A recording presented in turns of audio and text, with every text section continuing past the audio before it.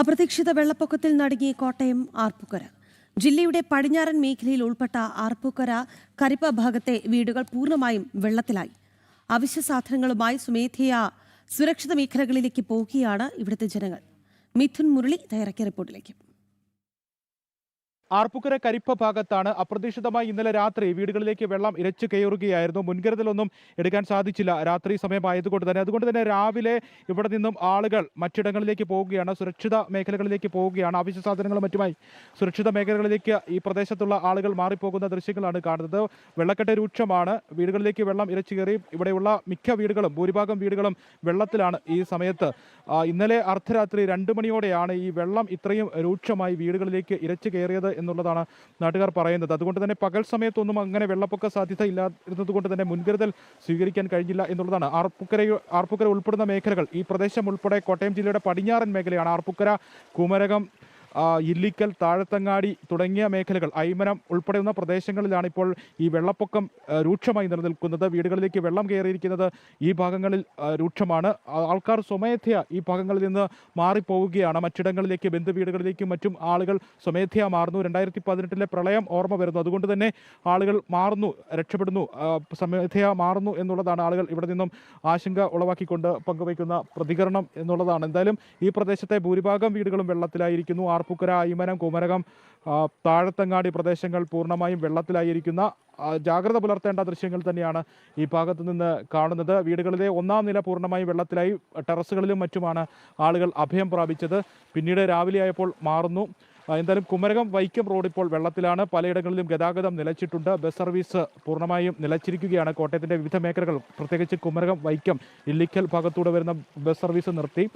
വാഹന ഗതാഗതം പലയിടത്തും പൂർണ്ണമായും നിലച്ച അവസ്ഥയാണ്. വാഹനം മുന്നോട്ട് നീക്കാൻ കഴിയാത്ത അവസ്ഥയൊക്കെയാണ് പലയിടങ്ങളിലും ഉള്ളത്. ഇപ്പോൾ ഈ ദൃശ്യങ്ങളിൽ നിന്ന്, ഇപ്പോൾ നമ്മൾ കണ്ട ദൃശ്യങ്ങളിൽ നിന്നൊക്കെ ആളുകൾ ഇവിടെ നിന്ന് മാറിപ്പോകുന്ന സാഹചര്യമാണ്, കാഴ്ചകളാണ് ഈ പലയിടത്തും. സാധന സാമഗ്രികൾ, അവശ്യ വസ്തുക്കളും സാധനങ്ങളും ഒക്കെ മാറ്റിക്കൊണ്ട് പരമാവധി സുരക്ഷിത മേഖലകളിലേക്ക് പോകുന്ന ആളുകളെയാണ് ഈ പ്രദേശത്ത് നിന്നൊക്കെ ഇപ്പോൾ കാണുന്നത്. പരമാവധി ആളുകൾ ഇവിടെ നിന്ന് ഒഴിഞ്ഞു പോയിട്ടുണ്ട് എന്നുള്ളതാണ് മനസ്സിലാക്കുന്നത്. ആളുകളിൽ നിന്നൊക്കെ കിട്ടുന്ന വിവരം അങ്ങനെയാണ്. എന്തായാലും ഇപ്പോൾ ഈ മണിക്കൂറുകളിൽ മഴ മാറി നിൽക്കുന്നുണ്ട്. പക്ഷേ രാവിലെ മഴ ഉണ്ടായിരുന്നു, നല്ല മഴ ഉണ്ടായിരുന്നു.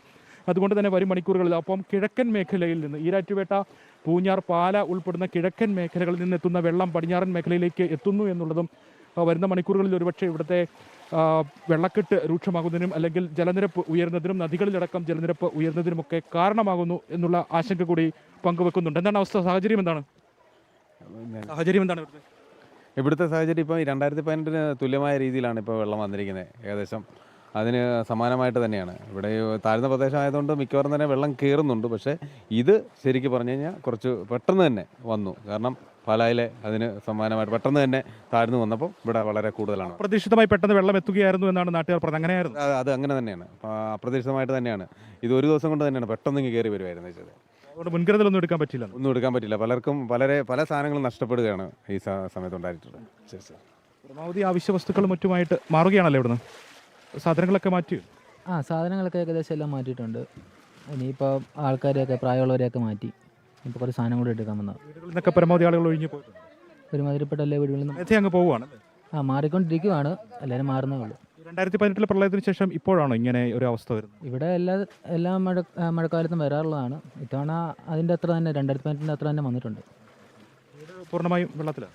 അതെ. മാറുകയാണ്. രക്ഷയില്ല. ഒറ്റ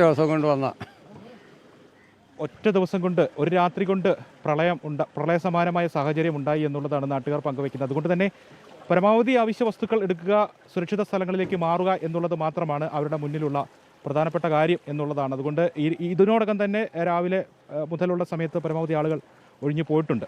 ക്യാമറമാൻ ഹരികൃഷ്ണൻ ഹരിപ്പാടിനൊപ്പം ആർപ്പൂക്കരയിൽ നിന്നും മിഥുൻ മുരളി.